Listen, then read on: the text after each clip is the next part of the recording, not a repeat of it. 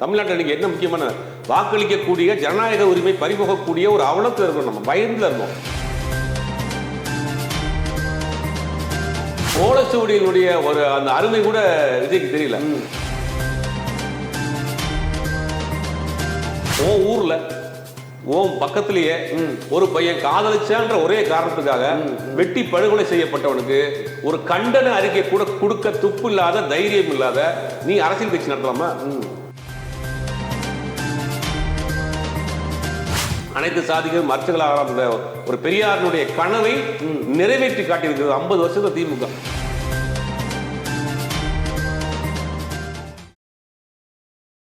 OH Tamil பார்வையாளர்களுக்கு வணக்கம். இன்றைய நேர்காணலில் நம்முடன் மூத்த பத்திரிகையாளர் திரு சுபேர் அவர்கள். வணக்கம் சுபேர். வணக்கம் சார். இன்னைக்கு விஜய் கிட்ட இருந்து ஒரு காரசாரமான அறிக்கை வந்திருக்கு. அதை முழுசாக பார்த்தீங்களா, படிச்சிங்களா? படித்தேன். அது எங்கே காரசாரமா? முதல்ல திமுகவும் டிஎம்கே டிவிக்கேன்னாரு, அப்புறம் சிஎம் சார்னாரு. இப்போ இதை பார்க்குறப்ப எனக்கு மொட்டைக்கடி வாசி மாதிரி தான் இருந்தது. கட்சி பேரையும் சொல்லலை, ஒரு பக்கா மாஸ் கட்சியோட மோதுறாங்கன்னு போடுறாரு. சினிமா டைலாக்லாம் போட்டு நிறையா சொல்றாரு. அறிவு திருவிழாவா, அவதூறு திருவிழாவா அப்படின்னு யாரோ எழுதி கொடுத்தாங்க. ஒரு பாட்டெலாம் வேற பாப்பா பாட்டெலாம் பாடி இருக்கிறாரு. ஒட்டுமொத்தமாக யாரோ எழுதி கொடுத்ததா இன்னைக்கு 4 நாள் கழிச்சு போட்டிருக்காரு. இந்த அறிவு திருவிழா அப்படிங்கிறது ஒரு அரசியல் கட்சி தன் தொண்டர்களை அறிவுமயப்படுத்துவதற்காக ஒரு நிகழ்ச்சி நடத்துறாங்க. அதுல கிட்டத்தட்ட அந்த நிகழ்ச்சி நானும் போனேன். அது நிறைய புக் ஸ்டால்ஸ் போட்டிருக்கிறாங்க, எல்லா துறை சார்ந்த புத்தகங்களும் அங்க இருக்கு. அப்ப அந்த நிகழ்ச்சியில உதயநிதி ஸ்டாலின் பேசுறாரு. அவர் என்ன சொல்றாருன்னா, எல்லா சித்தாந்த புத்தகங்களும் இங்க இருக்கு, எல்லாத்தையும் படிங்க, உங்களுக்கு எது பெட்டரா இருக்கோ அதை தேர்ந்தெடுங்க. இது ஒரு நியாயமான ஒரு பார்வை. இது ஒரு பெரியாருடைய பார்வை தான். பெரியார் யார் சொன்னாலும் என்ன சொன்னாலும் கேட்காதீங்க, அறிவு கிட்டது பண்ண. அதனால எல்லா விதமான சித்தாந்தத்துடைய புத்தகங்களையும் படிங்க. அந்த புத்தகத்திலிருந்து வரக்கூடிய உங்களுக்கு அறிவை வைத்து நீங்க அரசியலை தேர்ந்தெடுங்க, அரசியலை ரொம்ப தெளிவாக பார்க்கணுங்கிற ஒரு நிகழ்ச்சி நடத்துறாங்க. அதுக்கு பேர் அறிவு திருவிழா. திமுக 75, திமுக 75 வச்சிருக்கிறாங்க. அப்போ உதயநிதி நிறைய பேசுறாரு. இன்னைக்கு நமக்கு ஒன்றிய அரசு நமக்கு பெரிய நெருக்கடியா இருக்கு, எஸ்ஐஆர் நெருக்கடியா இருக்கு, மாநில உரிமையில காப்பாற்ற வேண்டியது இருக்கு, நிறைய அப்படியே பட்டியல் போட்டு வர்றப்ப இப்போ நம்ம ஊர்ல எக்ஸிபிஷன் வந்துச்சுன்னா தாஜ்மஹால் மாதிரி செட்டு போட்டிருப்பாங்க, அதை பார்க்க போவோம், போட்டோ எடுத்துக்கிடுவோம்.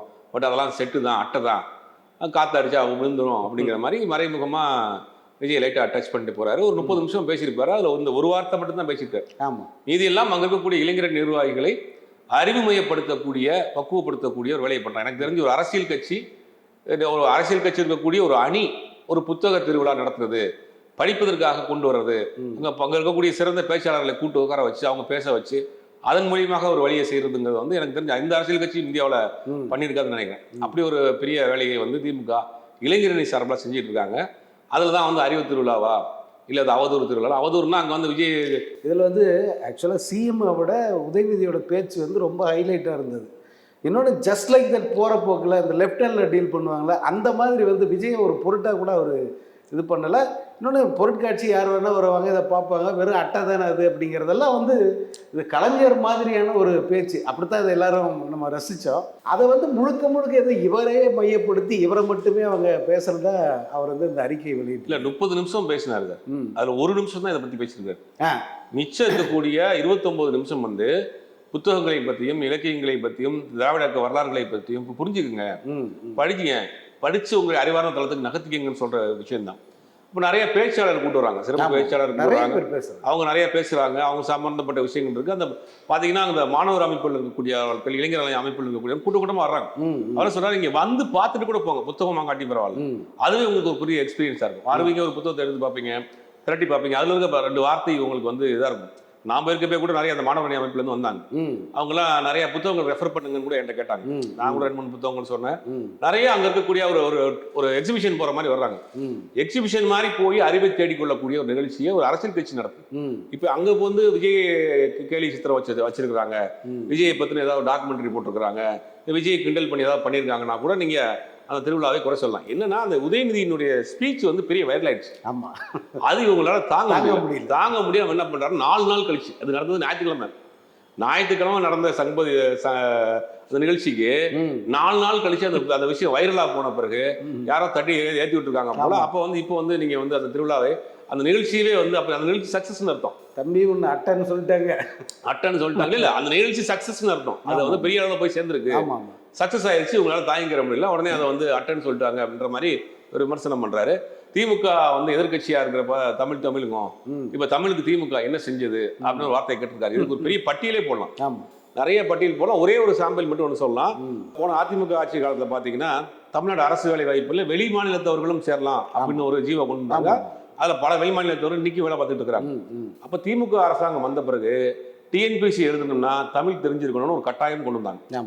அப்ப தமிழ்நாட்டினுடைய உரிமைகளை, தமிழ்நாட்டில் இருக்கக்கூடிய வேலை வாய்ப்புகளை உறுதிப்படுத்தக்கூடிய வழியை திமுக செஞ்சு அது தேர்தலுக்கே வந்து அது ஒரு வாக்குறுதியாக கொடுத்தாங்க, வந்து நிறைவேற்றினாங்க. ஆமாம், இப்படி எத்தனையோ விஷயங்களை சொல்லிட்டு போகலாம். தமிழுக்கு செம்மொழி மாநாடு நடத்தியது திமுக அரசாங்கம் தான், தமிழுக்கு செம்மொழி வாங்கி கொடுத்தது திமுக கலைஞருடைய ஆட்சி காலத்தில் தான். இப்போ நிறைய நம்ம பட்டியல் போட்டு போகலாம். இன்னைக்கு ஒவ்வொரு மாவட்ட தலைநகரங்களுக்கும் ஒரு நூலகத்தை இன்னைக்கு வச்சிருக்காங்க. வரைக்கும் தமிழ் உரிமை, தமிழர் உணர்வுன்றது எல்லாம் சொல்றதுக்காக ஒரு கட்சி இருக்குன்னா அது திமுக தான். இன்னொரு விஷயம் நீங்க கண் கூட பார்க்குறோம், இந்த வந்து தேசிய கல்விக் கொள்கையில் நீங்க ஏத்துக்குங்கிறாங்க. 3 மொழி கல்வியை ஏத்துக்கிட்டா தான், 3 மொழி கொள்கையை ஏத்துக்கிட்டா தான் தமிழ்நாட்டுக்கு வர வேண்டிய 5000 கோடி ரூபாய் தரன்றாங்க. இப்போ வந்து தமிழ்நாட்டுக்கு கொடுக்க வேண்டிய நிதி, நமக்கு வர வேண்டிய உரிமை அது. ஆனா நீங்க 3 மொழி கொள்கை ஏத்துக்கணும், இந்தியை ஏத்துக்கணும் முடியாதுன்னு ஒரு பெரிய ஒரு போராட்டம் நடத்திட்டு இருக்காங்க. இப்போ இந்த 3 மொழி கொள்கையை ஏத்துக்கிட்டா இந்தியை கொண்டு வர திணிக்க பாக்குறாங்க. இந்தியை ஏத்துக்கிட்டோம்னா தாய்மொழி போயிடும்.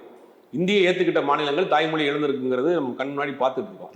இப்போ இதெல்லாம் தமிழுக்கு செய்யக்கூடிய அடுத்த தலைமுறையினுடைய தமிழ் வந்து போய் சேரணும், தமிழ் அழிஞ்சிடக்கூடாதுங்கிறத ரொம்ப உறுதியா இருக்காங்க. இது போன ஆட்சி காலத்துல இருந்தா என்ன பண்ணிருப்பாங்கன்னா, கேள்வி கேட்காம சைலண்டா அதை இம்ப்ளிமெண்ட் பண்ணிருப்பாங்க. இப்படி தமிழுக்காகவும் தமிழ்நாட்டுக்காகவும் எத்தனையோ விஷயங்கள் பட்டியல் போட சொல்லலாம். இப்ப இந்த விஷயத்தை இவங்க பேச வேண்டிய காரணம் என்னன்னா, எஸ்ஐஆர் விவகாரம் வந்து தமிழ்நாடு முழுக்க மிகப்பெரிய அளவுல ஒரு சர்ச்சையா போயிட்டு இருக்கு. யார்கிட்ட அந்த அப்ளிகேஷன் ஃபார்ம் கொடுத்தாலும் யாருக்குமே ஃபுல் பண்ண தெரியல. அப்படி எதுக்கு நான் கொடுத்தீங்கன்னு தெரியும் கேட்க வேண்டியதா இருக்கு. 2003 நீங்க எஸ்ஐஆர்ல இருந்தீங்கன்னு கேட்கறாங்க. அதுக்கு ஒரு வெப்சைட் கொடுத்துருக்காங்க. அந்த வெப்சைட்ல பார்த்தா அது பலது ஓப்பனே ஆகல, டேட்டாவே இல்லை. அப்போ இது எப்படி ஃபுல் பண்றது, எப்படி கொடுக்கறது, இது ஒரு திட்டமிட்ட ஒரு சதி அப்படின்னு நம்ம தொடர்ந்து இந்தியாவில் இருக்க, தமிழ்நாட்டில் இருக்கக்கூடிய எல்லா எதிர்கட்சிகளும் ஆளுங்கட்சியும் சரி, முக்கியமான கட்சிகளும் சேர்ந்து பெருசா போராட்டம் பண்றாங்க, ஆர்ப்பாட்டம் பண்றாங்க. இது ஒரு பெரிய இஷ்யூவா அடுத்த ஒரு மாசம் 3 மாசத்துக்கு போகும். அப்ப இதை திசை திருப்புறதுக்காக இந்த ஒரு அறிக்கை, பேரே இல்லாம ஒரு மொட்டை கடி தாசி மாதிரி இது மாசு கொடி மாசு அப்படின்னு ஏதாவது டைலாக்லாம், சினிமா டைலாக்லாம் போட்டு ஒரு அறிக்கையை ஒன்று கொடுத்து டைவர்ட் பண்ணக்கூடிய வேலை தான் பாக்குறேன். இதுதான் சொல்றோம், இது ஆபத்தான ஒரு இயக்கம். எந்த அரசியல் புரியுது, என்ன நடந்துகிட்டு இருக்கு, நீங்க என்ன போய் பேசிட்டு இருக்கீங்க? தமிழ்நாட்டில் நீங்க என்ன முக்கியமான வாக்களிக்கக்கூடிய ஜனநாயக உரிமை பறிபோகக்கூடிய ஒரு அவலத்துல இருக்கோம், நம்ம பயத்துல இருக்கோம். என்ன செய்ய போறான்னு தெரியல. 1 கோடி வட இந்திய வாக்காளர்களை சேர்க்க போறாங்கிற மாதிரி ஒரு திட்டம்ன்றாங்க. இதை எதிர்த்து தான் இன்னைக்கு திமுக கூட்டத்தில் இருக்கக்கூடிய அத்தனை கட்சிகளும் பெரிய அளவுல சுப்ரீம் கோர்ட் வரைக்கும் போயிருக்கு. மக்கள் மத்தியில பெரிய அச்சமா இருக்கு, குழப்பமா இருக்கு. நம்ம ஓட்டு போடுவோமா, ஓட்டு போட மாட்டோமா, என்ன டாக்குமெண்ட் கேட்க போறாங்க அப்படின்னு ஒரு பெரிய பதட்டம் இருக்கு. இதெல்லாம் பேச வேண்டிய நேரத்துல நீங்க வந்து தேவையே இல்லாம ஒரு குறுக்கு சால் ஓட்டுறதுங்கிறது வந்து இந்த விஷயத்தை டைவர்ட் பண்றதுக்கு பாஜகவால் ஏவப்பட்ட ஒரு வேலையா தான் இருக்கு. ஏன்னா இது பாத்தீங்கன்னா அதிமுக வந்து இந்தியாவிலேயே எந்த கட்சியும் எஸ்ஐஆருக்கு ஆதரவாக வழக்கு போட்டது. ஆனா இந்தியாவில் இது வரைக்கும் இந்தியாவில் நம்ம நாட்டுல எந்த கட்சியுமே, எந்த ஒரு அரசியல் கட்சியுமே எஸ்ஐஆருக்கு நாங்க ஆதரவா இருக்கிறோம், அது எங்களுக்கு வேணும்னு கேட்டதில்லை. ஆனா இது எதிர்த்து வேணும்னு கேட்டு உச்சநீதிமன்றம் வரைக்கும் போய் வழக்கு போட்டிருக்காங்க அதிமுக. இதுவே வந்து அதிமுகவினுடைய லட்சணமா இருக்கு. பீகார்ல இது ஒரு சின்ன சம்பவம். பீகார்ல எஸ்ஐஆர் கொண்டு வந்தப்ப நிதிஷ்குமார் வந்து அதை எதிர்த்து ஆதரித்து பேசவே இல்லை. ஆமா, அதை ஆதரிச்சு வந்து அவர் உச்சநீதிமன்றம் வரைக்கும் போல, அவ்வளவு கூட்டணியில இருக்கிறாரு, அவருக்கு தேர்தலை சந்திக்க போறாரு. அப்படி இருந்தும் கூட அவர் வந்து ஆதரிச்சு வந்து உச்சநீதிமன்றத்துக்கு போல. தேர்தல் ஆணையத்திற்கு ஆதரவாக ஒரு மாநில கட்சி வந்து உச்சநீதிமன்றம் வரைக்கும் போயிருக்குன்னா அதிமுக போயிருக்கு. இன்னைக்கு அதெல்லாம் ஒரு முக்கியமான ஒரு பிரச்சனையா இருக்கு. யாரும் ஜெயிக்கிறாங்க தோக்குறாங்க ரெண்டாவது விஷயம், ஓட்டுரிமை பறிபோகக்கூடிய ஒரு அவலத்தில் இருக்கு இன்னைக்கு. இதெல்லாம் பேசுறதை விட்டுட்டு நீங்க அறிவு திருவிழாவா, அது வந்து அவதூறு திருவிழாவா, நாங்க மாஸ் கட்சி, எங்களை பார்த்து பயப்படுறாங்க, தமிழுக்கு திமுக என்ன செஞ்சிச்சு இப்படின்னு அது ஒன்று சொல்றாரு. பரணியில் போட்ட பழைய ஓலைச்சுவடிகளை தூசி தட்டி கொடுத்துருக்கு. ஓலைச்சுவடியினுடைய அருமை தெரியல, படிப்பு வாசனையே இல்லாத ஒரு தற்கொலைகளாக தான் இருக்குங்க. ஓலைச்சுவடிங்கிறது எவ்வளவு ஒரு பொக்கிஷம், அதை புதுப்பித்து அடுத்த தலைமுறைக்கு கொண்டு போய் சேர்க்க வேண்டிய வேலையை திமுக செஞ்சுக்கிட்டு இருக்கு அப்படிங்கிறது அவர் வாயிலே சொல்றாரு. அப்போ ஓலைச்சுவடியினுடைய ஒரு அந்த அருமை கூட விஜய்க்கு தெரியல. அது என்ன முழுக்க இது வந்து வேறு பக்கம் திசை திருப்புறதுக்காக பண்ணப்பட்ட ஒரு வேலையை தான் பார்க்க. இதுல பெரியார் அண்ணாவுடைய கொள்கைகளை வந்து திமுக பேசுறதே இல்லை அப்படின்னு சொல்றாரு. இல்ல, பெரியார் அண்ணாவை நீங்க என்ன பேசியிருக்கீங்க? உங்களுடைய மேடைகள்ல வர ஒரே ஒரு மேடைகள்ல மொத்தம் 4-5 மேடைகள்ல பேசியிருப்பாரு. ஏதாவது ஒரு மேடை பெரியார் பேசியதை பத்தி, பெரியார் பெண்ணடிமை தினத்துக்கு எதிராக பேசினதை பத்தி, பெரியார் சாதி ஒழிப்புக்கு எதிராக பேசினதை பத்தி, வடவர் ஆதிக்கத்துக்கு எதிராக பெரியார் பேசினதை பத்தி, ஏன் ஆணவ கொலையை பத்தி நீங்க உங்களால பேச முடியலையே? எங்க போனீங்க? பேசல. ஆணவ கொலைக்கு ஒரு கண்டன நீங்க வந்து டெல்லியில கொண்டு போட்ட பிறகு நீங்க நேரடியாக முந்தி கொண்டு போய் நீங்க வந்து ஒரு தண்டனைக்கு போறீங்களா? ஊர்ல பக்கத்திலேயே ஒரு பையன் காதலிச்சான்ற ஒரே காரணத்துக்காக வெட்டி படுகொலை செய்யப்பட்டவனுக்கு ஒரு கண்டன அறிக்கை கூட கொடுக்க துப்பு இல்லாத, தைரியம் இல்லாத நீ அரசியல் கட்சி நடத்தலாமா? ஊர்லயே தான் நடந்திருக்குது, பக்கத்துல தான் நடந்துச்சு. ஒரு வாழ வேண்டிய ஒரு பையன் என்ன செஞ்சான்? அவன் காதலிச்ச ஒரே காரணத்துக்காக வெட்டி படுகொலை செய்யப்பட்டுச்சு. நீங்க அதுக்கு ஒண்ணு இறங்க தெரிவிக்க முடிஞ்ச அவனால? நீ வந்து பெரியாரை பத்தி பேசுற, பெரியார கொள்கை தலைவர் பேசுற, பெரியாரை கொள்கை தலைவராக ஏத்துக்கிட்ட நீ செய்யறது பூரா வந்து மூடப்பழக்கம். பிள்ளையார்பட்டிக்கு போற இல்ல, கடவுள் நம்பிக்கைங்கிறது விட்டுருங்க, மூட பழக்க வழக்கங்கள். ஜோசியக்காரன் சொல்றதை வச்சுதான் நீ சாப்பிடுற, ஜோசியக்காரன் சொல்ற என்ன கலர் சட்டை போடணும்னு கேட்க ஜோசியக்காரன் கேட்டுதான் நடுற. இது வந்து ஒரு முன்னுதாரணமா பெரியார் நீங்க படமா வச்சுக்கிட்டு நீங்க பண்றது. பெரியாரை வந்து முதல்ல பெரியாரை யாருங்கிறதை, பெரியாருக்கு செய்ய வேண்டிய ஒரு நல்ல கடமைன்னா பெரியாரை அடுத்த தலைமுறை இளைஞர்கள்ட்ட கொண்டு போய் சேர்க்கணும். நீங்க என்ன செஞ்சிருக்கிற? நீ திமுக கேட்கிற.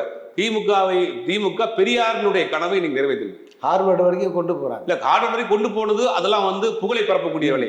பெரியாருடைய சாதனையான ஒரு விஷயம், பெரியார் ஆசைப்பட்டது என்னன்னா அனைத்து சாதியரும் அர்ச்சகராகலாம். அது பெரியாருடைய கனவு திட்டம். அந்த ப்ராஜெக்டை வந்து கலைஞர் கையில் எடுக்கிறார். கலைஞர் கையில் எடுத்த பிறகு அந்த ப்ராஜெக்ட் வந்து கோர்ட் வரைக்கும் போகுது, சுப்ரீம் கோர்ட் வரைக்கும் போச்சு. ஆட்சிகள் மாறி போச்சு. இந்த திமுக அரசாங்கத்துல அதை நிறைவேற்றி காட்டினார். அனைத்து சாதிகளும் அர்ச்சகர்களாக ஒரு பெரியாருடைய கனவை நிறைவேற்றி காட்டியிருக்கிறது 50 வருஷத்துல திமுக. இதெல்லாம் விஜய்க்கு முதல்ல புரியுமானே தெரியல. அவர் பெரியாருக்கு திமுக என்ன, பெரியாருடைய கனவை நிறைவேற்றிருக்கிறது திமுக. இவர் அண்ணா பத்தி பேசுறாரா? அண்ணாவோட கொள்கை ஏதாவது ஒண்ணு அவருக்கு தெரியுமா? ஏதாவது பேசு. அண்ணாவை படத்துல பார்த்துருப்பார், போட்டோல. அண்ணாவுடைய கொள்கை என்ன தெரியும்? அண்ணாவுடைய மாநில சுயாட்சி கொள்கை தெரியுமா? அண்ணாவுடைய மொழி கொள்கை தெரியுமா? அண்ணாவினுடைய போராட்ட குணம் தெரியுமா? அண்ணாவினுடைய எழுத்து தெரியுமா? பேச்சு தெரியுமா? நாடகம் தெரியுமா? அண்ணா அன்னைக்கு கட்சி எப்படி கட்டுக்கோப்பா வச்சிருந்தாரு. 2 வருஷம் தான் அண்ணா ஆட்சியில் இருந்தாரு. 67ல இருந்து ஆட்சி இருந்தாரு. 68 அண்ணா மறைஞ்சிருந்தாரு. அதோட திராவிட இயக்கம் அழிச்சுன்னு நினைச்சாங்க, முடியலையே. இன்னைக்கு வரைக்கும் திராவிட இயக்கம் வந்து சுதந்திர இந்தியாவில் காங்கிரஸ் கட்சியை முதலில் வீழ்த்தியது வந்து தமிழ்நாட்டு தான். அந்த வரலாறுலாம் அண்ணாவின் வரலாறு தெரியுமான்னு தெரியல. அண்ணா என்ன சொல்றாரு அப்படின்னா, நான் ஒன்றே குலம் ஒருமணி தேவை, நான் பிள்ளையாரை வரைக்க மாட்டேன், பிள்ளையாருக்கு தேங்காய் உடைக்க மாட்டேன். இதெல்லாம் வந்து உங்களுக்கு அண்ணாவின் கொள்கையை பேசுறேன். அண்ணா மாநில சுயாட்சியை பத்தி பேசுறேன். நீங்க என்னென்ன மாநில சுயாட்சியை பத்தி எங்க பேசிருக்கீங்க? மாநில உரிமைகளை பத்தி ஏதாவது பேசிருக்கீங்க? அண்ணாவையும் ஒரு படத்தெல்லாம் பார்த்துருக்காரு, பெரியாரையும் ஒரு படத்துல ஒரு என்ன சொல்றாங்க, இந்த சினிமா படங்கள்ல வந்து இந்த நாடுகள்லாம் அவார்டு வாங்கிருக்குன்னு ஒரு போஸ்ட் போட்டுக்குவாங்க இல்லையா? அந்த மாதிரி ஒரு கட்சியில ஒரு 4 தலைவர்கள் போட்டோ வேணும் அப்படிங்கிறதுக்கு அண்ணா போட்டோ, பெரியார் போட்டோ மாட்டிக்கிட்டாரு. ஒரு வார்த்தை கூட அண்ணாவை பற்றியோ பெரியாரை பற்றியோ எந்த மேடைகள்லயும் பேசுனது கிடையாது. அண்ணாவினுடைய கொள்கை, பெரியாருடைய கொள்கை அங்க இருக்கக்கூடிய தம்பி தங்கைகள் கொண்டு போய் சேர்த்தது கிடையாது. முழுக்க ஒரு அறவேக்காட்டுத்தனமான ஒரு அரசியல் தான். அவருடைய கட்சியில் இருக்கிற ஆதவ அர்ஜுனா, அவரை பத்தி அவருடைய சொந்த மைத்துனர் அவர் கொடுத்த அந்த பேட்டியை நீங்க பார்த்துருப்பீங்க. ஆமா, சார்லஸ் மார்டின். அதாவது இந்த ஆதவ அர்ஜுனா அவர் அமாவாசை ரசித்து பேசுறாரு. அவரே சொல்றாரு, நம்ம எல்லாம் சொல்லல. அமாவாசை கேரக்டர் படத்துல பார்த்திருக்கோம். நிஜத்துல இப்படி இருப்பானான்னு குடும்பத்துக்குள்ள ஒரு அமாவாசைங்க அப்படின்னு காட்டுறாரு. அதோட பெரிய அமாவாசை அப்படின்னு காட்டுறாரு. நிறைய குற்றச்சாட்டுகள் வைக்கிறார். அப்ப அவர் வந்து வெளியில சொல்ற ஒரு வாதம், அரசியல் ரீதியாக சொல்லப்பட்ட கருத்துக்களை தாண்டி குடும்பத்தில் இருந்து வரக்கூடிய கருத்துக்கள் ரொம்ப முக்கியத்துவம். ஏன்னா எல்லாமே அவங்களுக்கு தெரிஞ்சிருக்கும். இப்ப இவரை பொறுத்த வரைக்கும் மார்டின், லாட்டரி மார்டின் தெரியும். அவர் ஒரு பெரிய கோடீஸ்வரர், கிட்டத்தட்ட 5 லட்சம் கோடிக்கு சொத்து இருக்குன்றாங்க. இந்தியாவில் இருக்கக்கூடிய அவர் டொனேஷன் கொடுக்காத கட்சியே கிடையாது.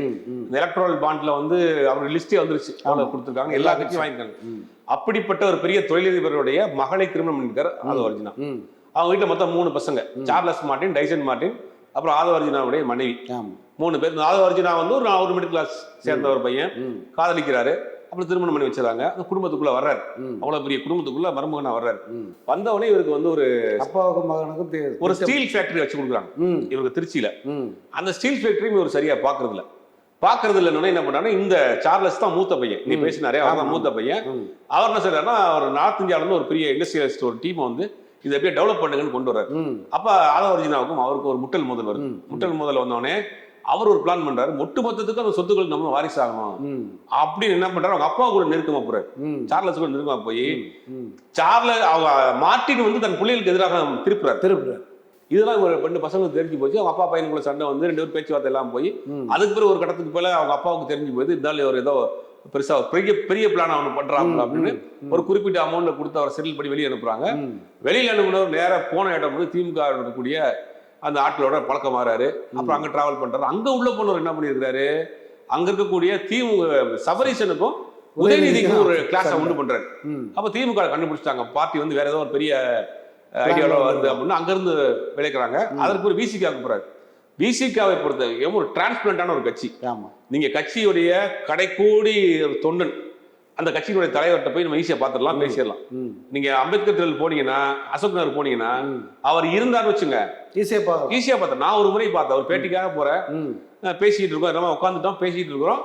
ஒருத்தர் ஆட்டோல வந்தாரு, ஆட்டோ டிரைவர் யூனிஃபார்மோட, வண்டி ஓரமான பாட்டி சரசரசன்னு உள்ள வந்தாரு. வந்து உட்காந்துட்டு எனக்கு அவர் ஏதோ கேட்கிறாரு, எனக்கு இந்த மாதிரி எனக்கு ஒரு போஸ்டிங் வந்து எனக்கு கீழே போட்டிருக்கீங்க, எனக்கு இந்த பதவி வேண்டாம். சரி உட்காரு நம்ம பேசிக்கலாம், இந்த பிரச்சனையை இந்த இன்டர்வியூ முடிச்சுட்டு வரேன், நம்ம பேசிக்கிறோம், நான் சொன்னதை கேட்பீங்க நீங்க உட்காரு, என்ன பண்ண அவனை தூக்கணுமா, உனக்கு அந்த போஸ்டிங் போடவா, எனக்கு எந்த போஸ்டிங் வேணாம், அவங்களோட நான் தொடனா இருக்கிறேன் அப்படின்னு. சரி உட்காரு பேசிக்கலாம் அப்படின்னு அவன் கூட உட்கார வச்சிருக்கிறார். கூட இருக்கிறார் ஒரு கட்சியுடைய தலைவர், நாடாளுமன்ற உறுப்பினர், 4 சட்டமன்ற உறுப்பினர், ஒரு கட்சி இவ்வளவு டிரான்ஸ்பரண்டா இருக்கு ஒரு கட்சி. அந்த கட்சிக்குள்ள போறாப்புல உள்ள போய் என்ன பண்ண, இந்த இதை வந்து என்ன பண்ண அவரை முழுவதுமாக தன்னுடைய கட்டுப்பாட்டில் கொண்டு வரணும்னு நினைக்கிறார். அப்ப தலைவர் எடுக்காத முடிவுகளை எல்லாம் இவர் எடுக்கிறார்.